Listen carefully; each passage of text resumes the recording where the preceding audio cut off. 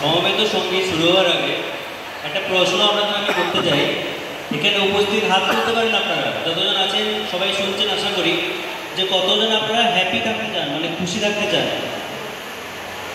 এত কমজন খুশি থাকতে চান আপনারা? তো কথায় আছে যে যদি খুশি থাকতে হয় তাহলে পরের জন্যে বাঁচো।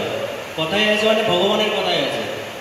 তো সেরকম একটি মানুষ, তো হজলাতে ইয়াং জেনারেশন যারা আমরা আছি, আমি, গার্গী, সুমন, আমরা এখানে কর্মী হিসেবে বয়স্কদের সেবা পরিষেবা দেওয়ার জন্য কাজ করি।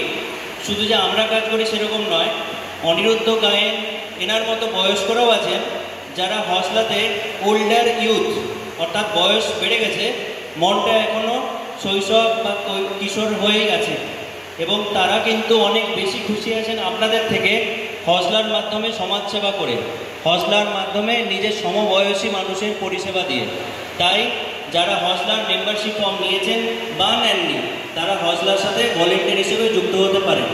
আজকে আপনাদের করতালির মাঝখানে আমি অনুরোধ করব, এরকম একটি older youth Aniruddha Gayen sir Kolkata থেকে আপনাদের অনুষ্ঠান দেখতে এসছেন, তাই ওনাকে অনুরোধ করব মঞ্চে আসার জন্য এবং ওনাকে সম্বর্ধনা দেওয়ার জন্য। আমি স্বয়ং স্বামী বেদস্বরূপানন্দ মহারাজকে অনুরোধ করব এবং হজলার মেম্বার ভবতোষ স্যারকে অনুরোধ করব ওনাকে উত্তরীয় দিয়ে ওনার ভলেন্টিয়ারিং যে মাইন্ডসেটকে আরও উদ্বুদ্ধ করার জন্য।